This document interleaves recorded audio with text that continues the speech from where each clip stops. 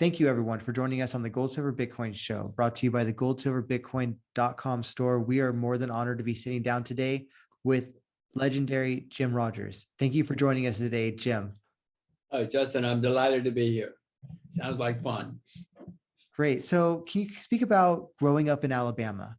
I did, in fact. I grew up in a very small town in the backwoods of Alabama. My phone number was 5, where I grew up. And that's not a typo. That's the phone number, 5. 1, 2, 3, 4, 5. We now have dial phones in the town, but we didn't then. And it was, well, as you can tell, the town, there was 5. It was 50 miles away to go to a city. The city had 19,000 people. It was called Selma, Alabama, which became a little bit famous in later years. And I grew up in the backwoods. I didn't know much about the world. I was not exposed much to the world. I did, for whatever reason, know even when I was a teenager that I wanted to see the world. I knew that there was a world out there and that I wanted to see it, but I'm not sure I knew why or anything, except I wanted to see it, and I eventually did. What was the first taste of the world like? Well, I guess the first real taste, I went to a university in Connecticut, which was far away, 1,500 miles away. And Justin, they didn't think like I did. They didn't talk like I did. I remember one of my classes, I was taking a class in economics, and I could barely understand the professor. I went to him after a few days and said, "What do we do? I can barely understand you." And he tried to explain things more to me, but they dressed differently, they ate differently, they thought differently. Everything was different. It was a whole entirely different world. And I now have 2 children. I have told my children that if they want to go to university, they can, but they can go anywhere they want, but they must go far away. Because the most important part of, and I had a wonderful time, went to 2 universities, I had a wonderful time, but both were far away. And probably the most important part of my education was going far, far away from home, meeting people who thought differently. Everything was different. And that was the best part of what I learned about anything, including life.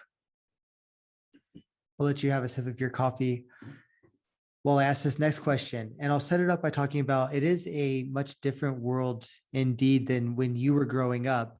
But I think that there's a lot of people who are looking at the problems that are taking place today, and they fear for their future, the future of their families, and if they will ever be able to live a stable life economically.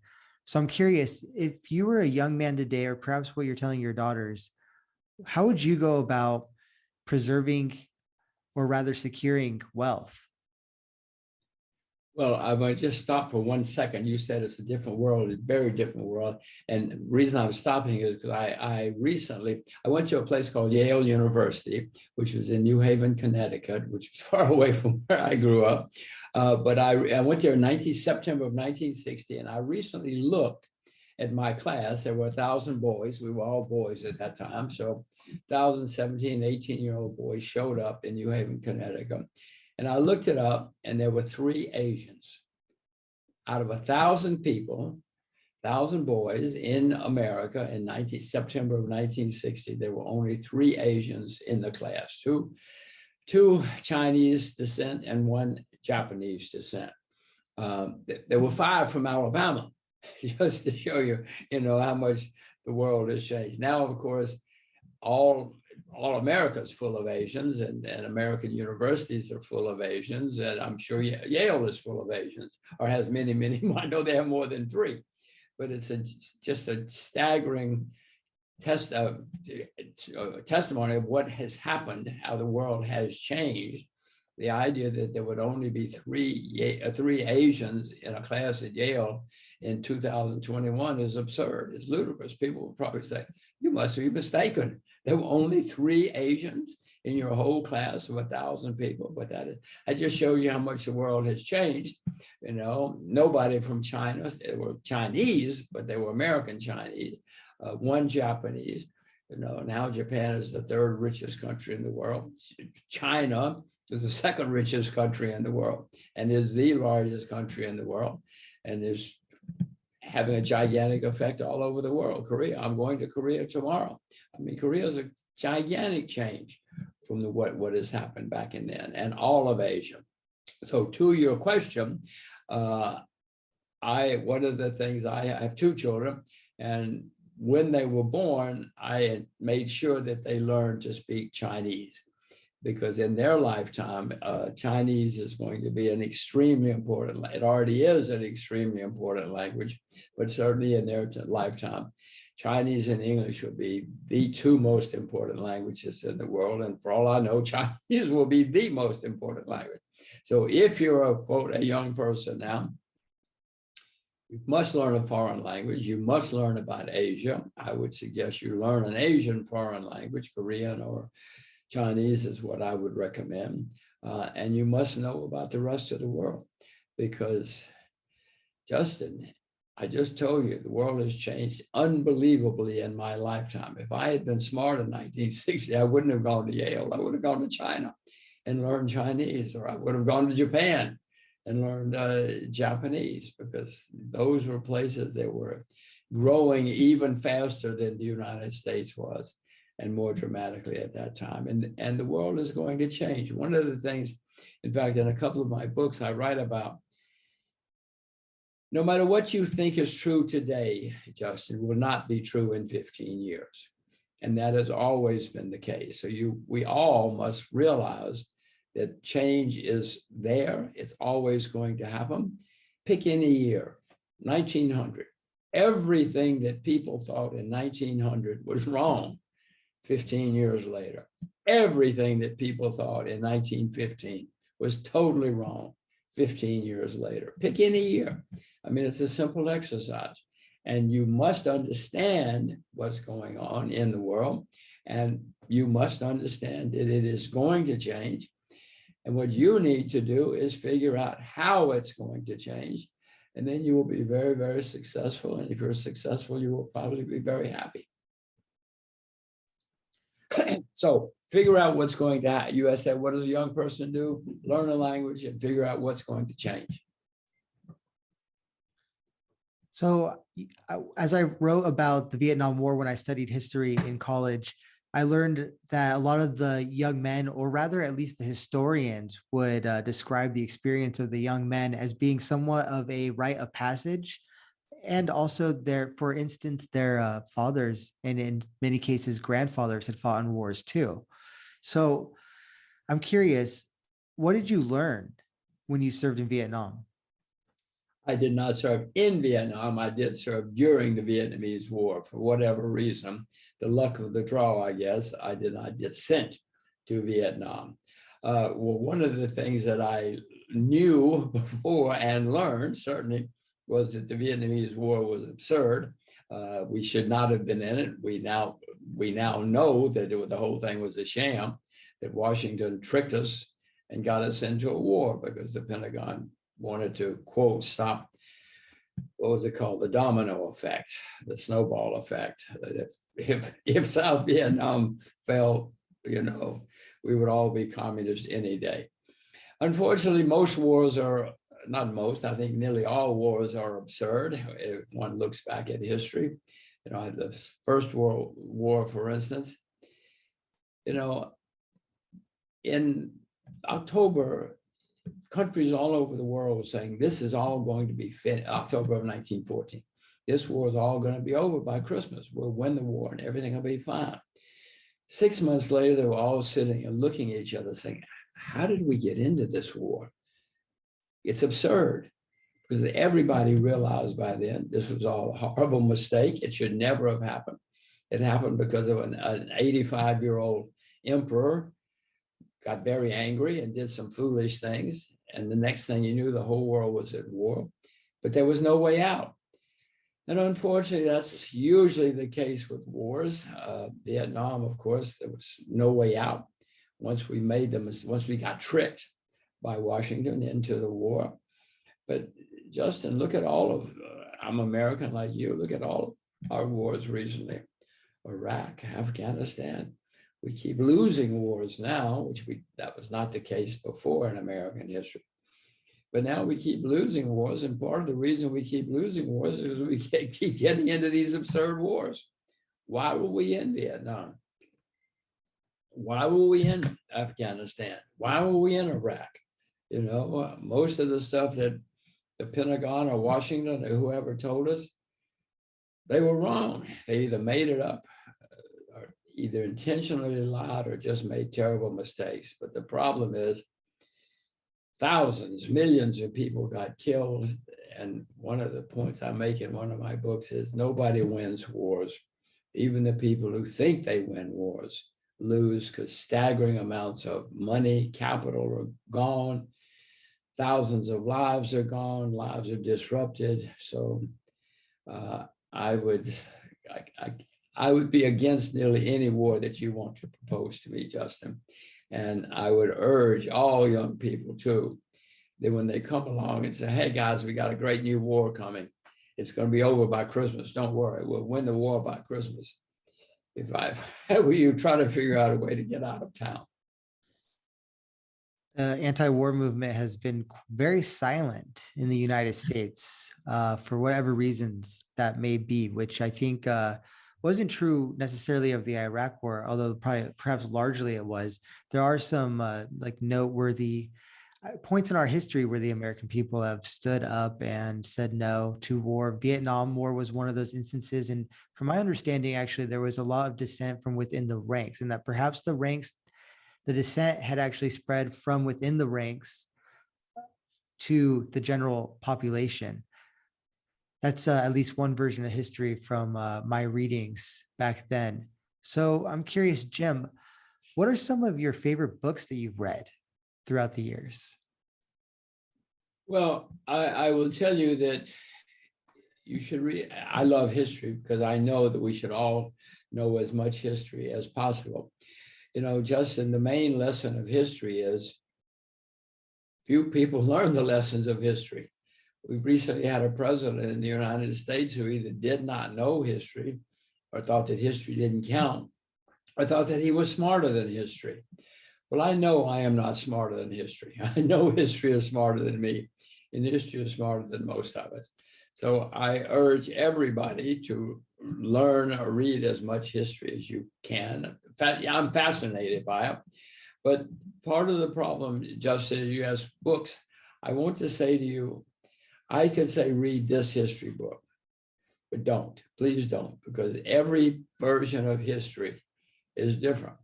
If you read a history book from country A, B, C, 5 countries, they're all going to tell you a different story, a different version of history. They all think they're right. They all hope they're right.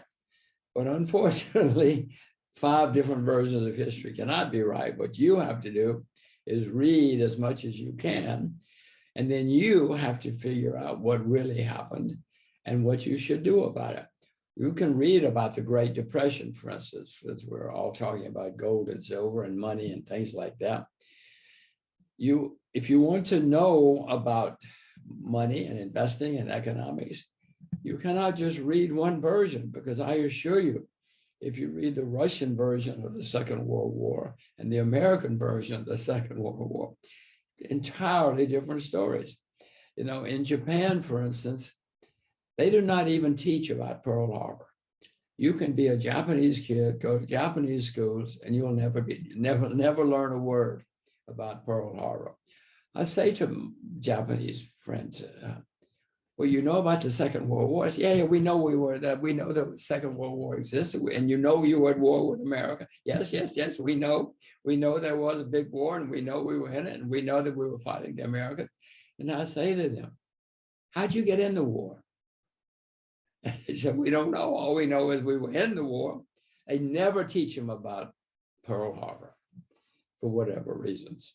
Now, and of course, America gives a bit of a distorted version of Pearl Harbor too, but my point is, there's no such thing as one history.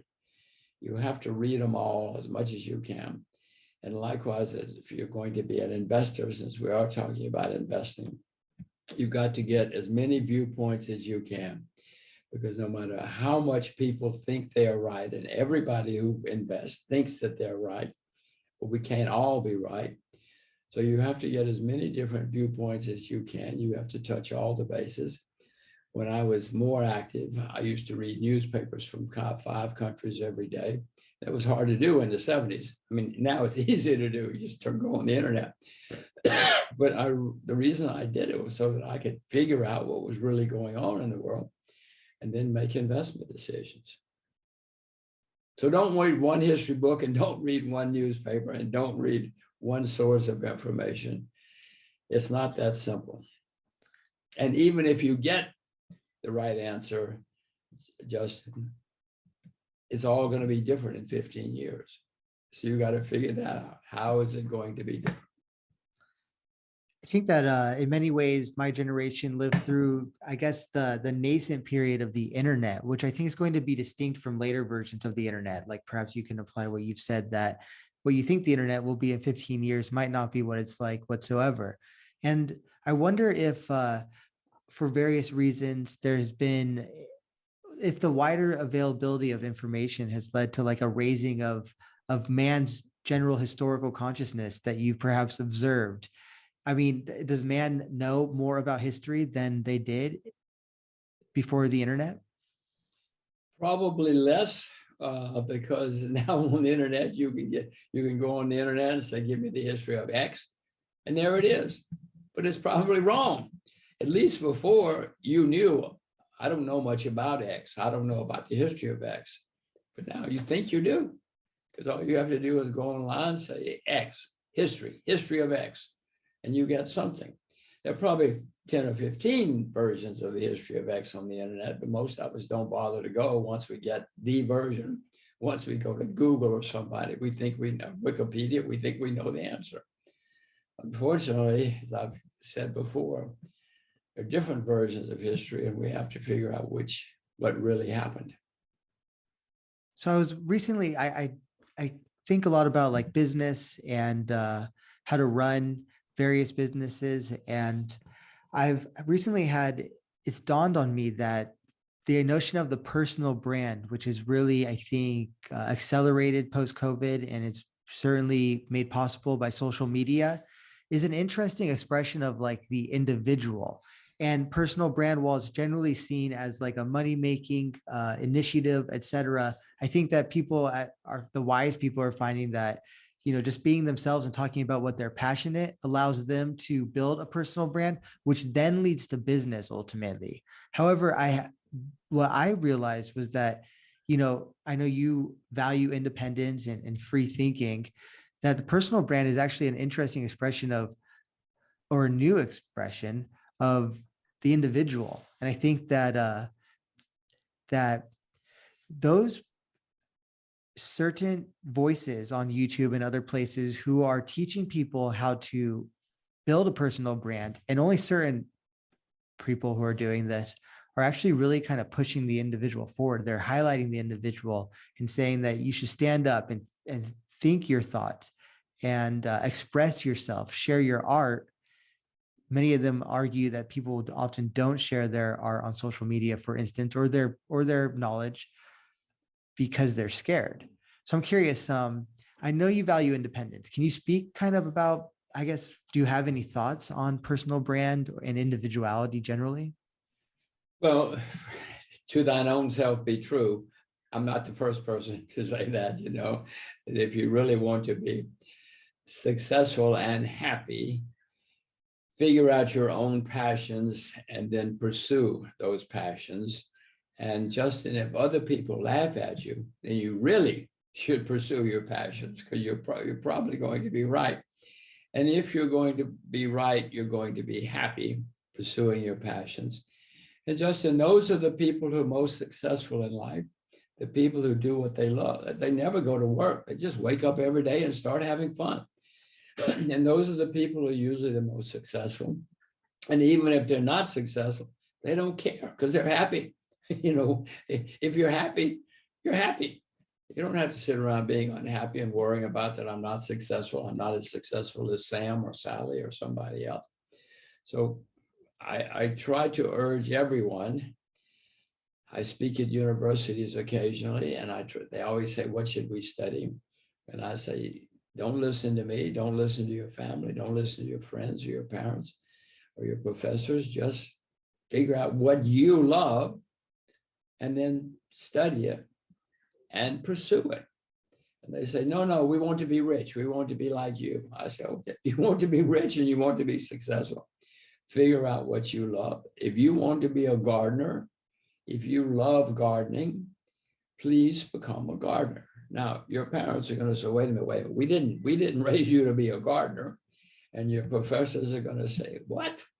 We're not giving you all this education to be a gardener. And your friends are going to laugh and you say, did you hear about Sally? She's a gardener now. But someday you're going to have a company on the New York Stock Exchange and garden shops all over the world.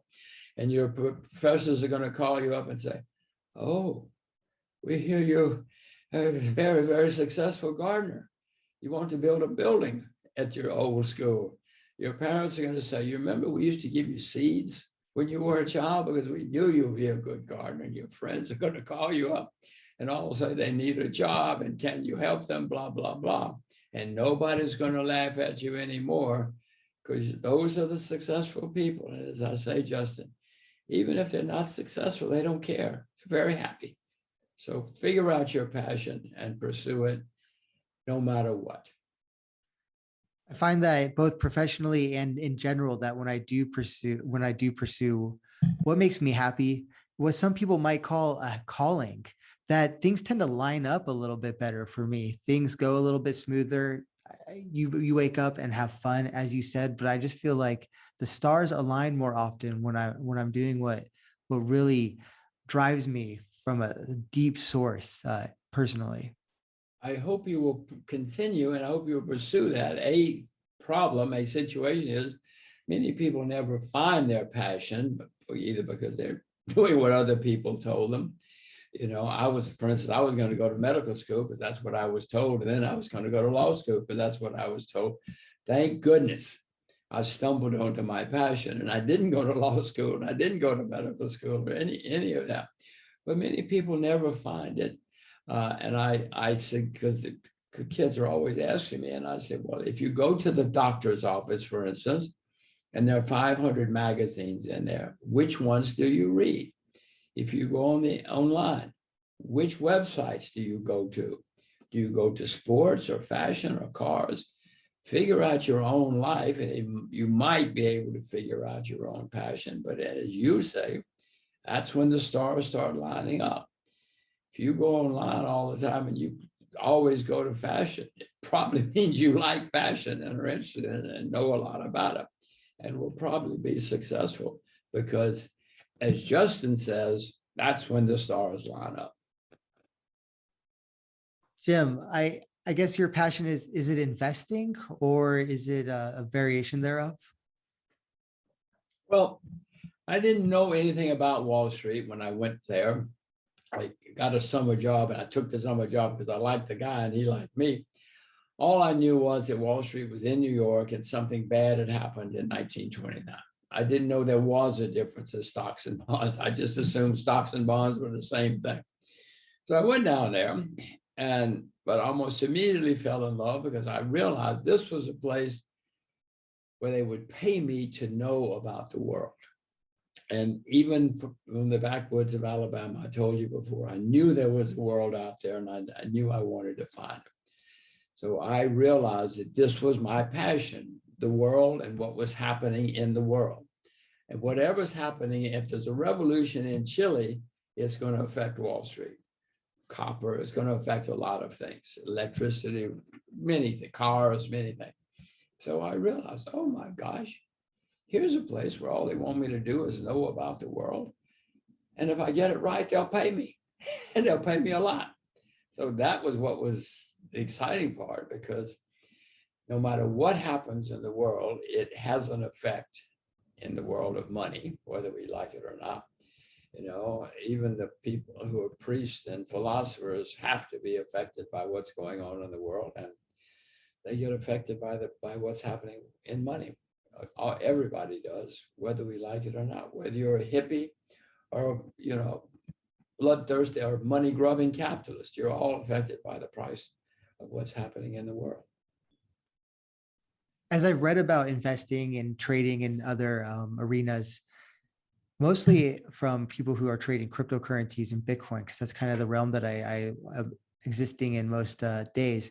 I find that they all have their own way, and they say if your way works for you, then you should follow that way. Now, I'm curious, is there a Jim Rogers method of like analyzing a potential investment?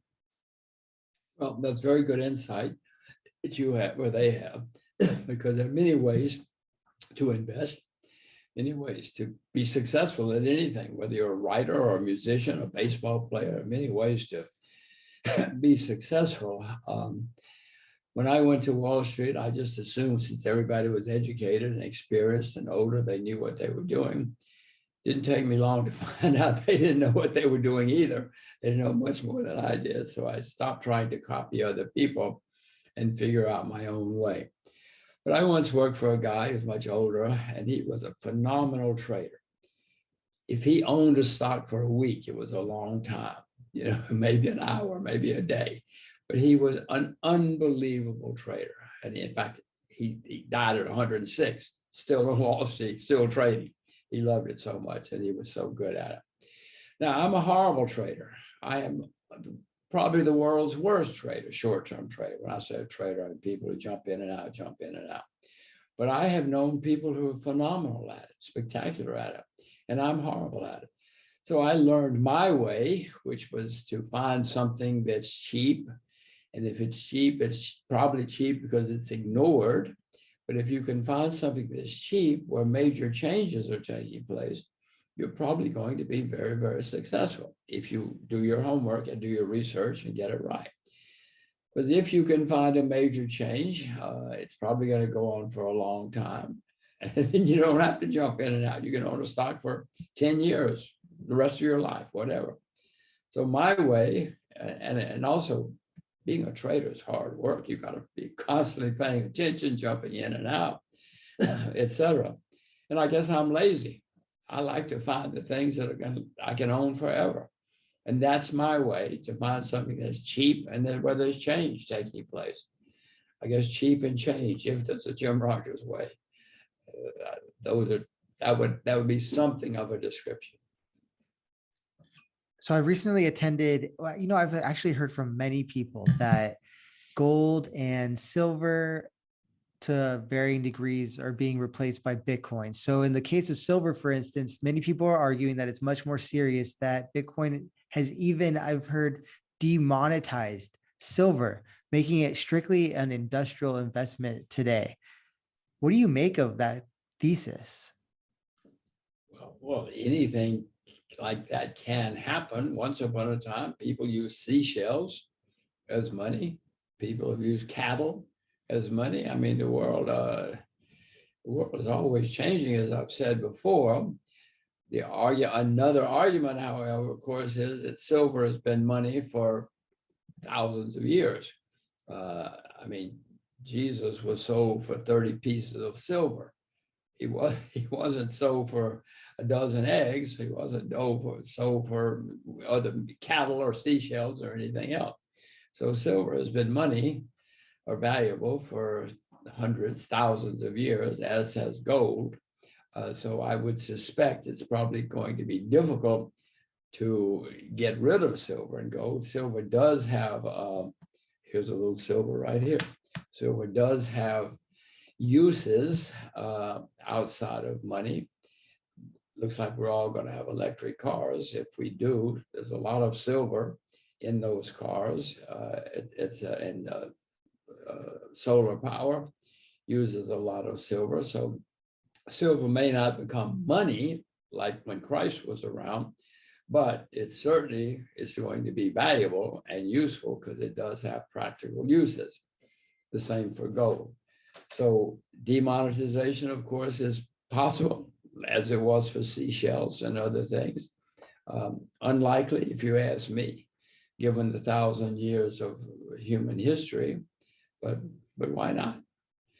Now, if your point or your main point was that Bitcoin might demonetize silver, I'm skeptical of that, very skeptical of that, but who knows? Why not? I'm sure if once upon a time, I'd gone to some people and said, you guys should get rid of those seashells.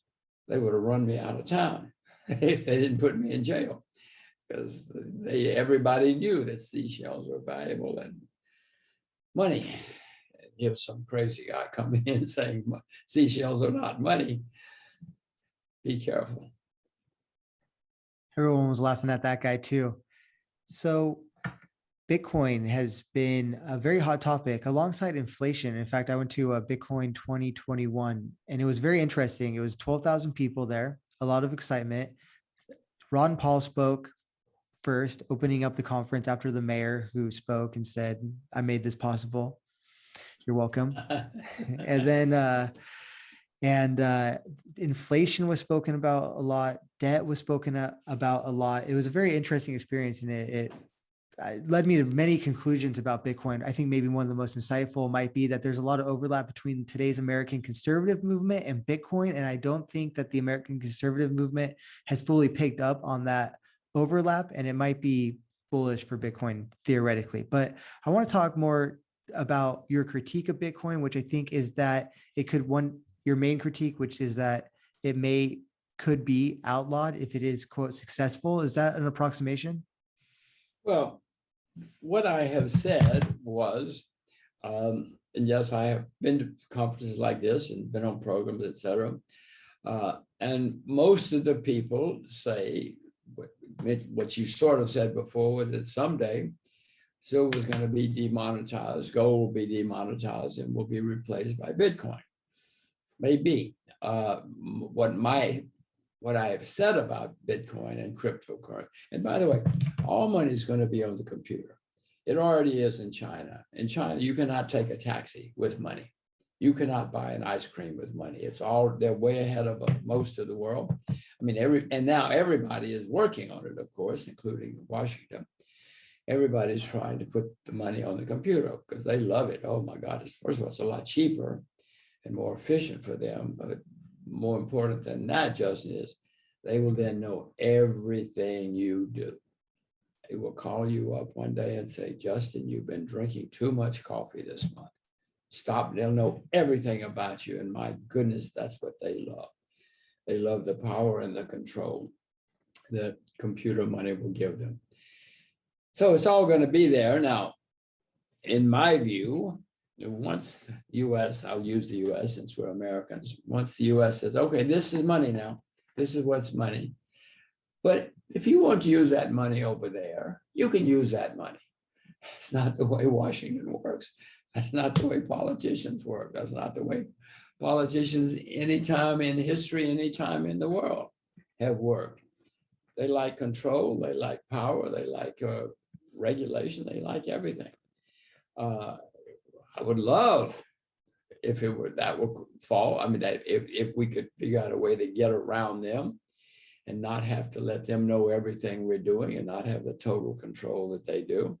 And if that's what you meant before, then fine. But my reading of history, Justin, is most of the time, most countries and most politicians, most people in power want to control the monopoly and want to keep control over money because money is the most important. Now, hooray, hooray, if someday Bitcoin or something else is going to change that. I'm skeptical. And because of the reasons I have said, I mean, anything can happen, of course, but also as far as your point about demonetization, a potential problem, of course, is, and we've started having some, for instance, in Myanmar recently, they closed down the internet. Well, it's not going to do you much good to have internet money, crypto money, if there's no internet. And this is a whole country of 75 million people or something. The internet was closed.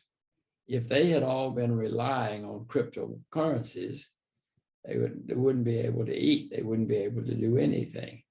But that is a problem. And as you know, in Texas earlier this year, there was a gigantic storm. There was no electricity for 4 days in Texas. So, Justin, what do you do if there's no electricity? You can't go down to the shop and say, I'd like some bread, but my money my money's closed because there's no electricity. The guy's going to say, I'm really sorry, Mr. Rogers, but I can't give you bread without money, without something. And I'm sorry, the electricity's down. It's down for me too. If you want to give me some silver, I'll take it.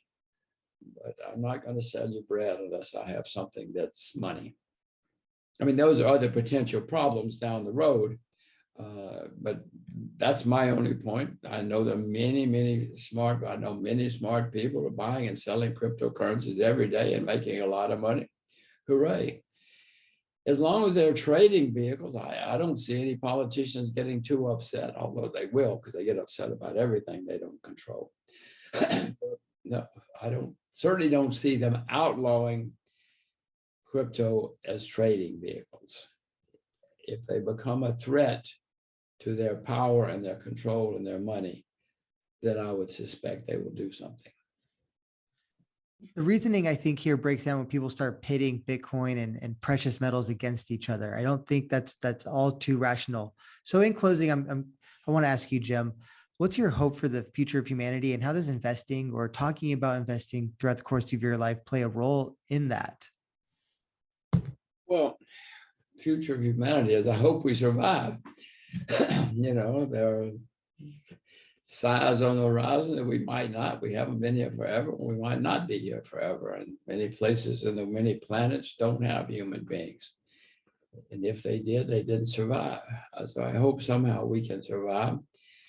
That, of course, goes back to your question about investing.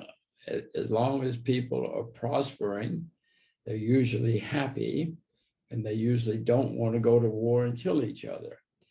Unfortunately, wars have nearly always been when people are having hard times or problems.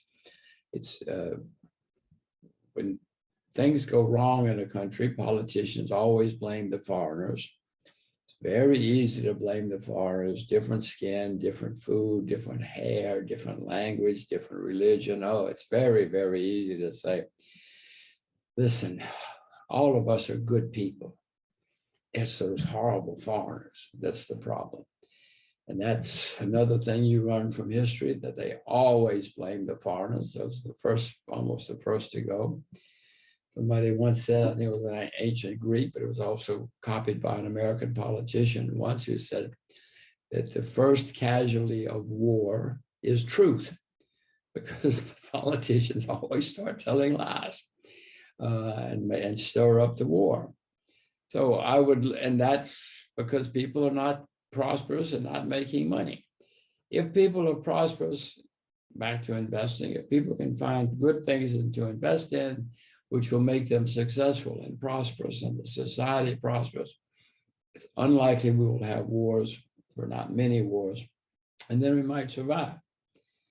No, I certainly worry about the future of mankind, because I know how destructive we can be and will be when things get really bad. And I can certainly see in your lifetime, in my children's lifetime, that the likelihood of more big wars. Will there be the war to end all wars, i.e. the end of civilization?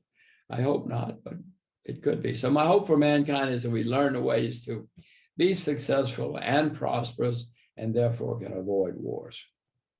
Well, there are repeat our beginning conversation. Nobody's ever won a war, even the people who think they did.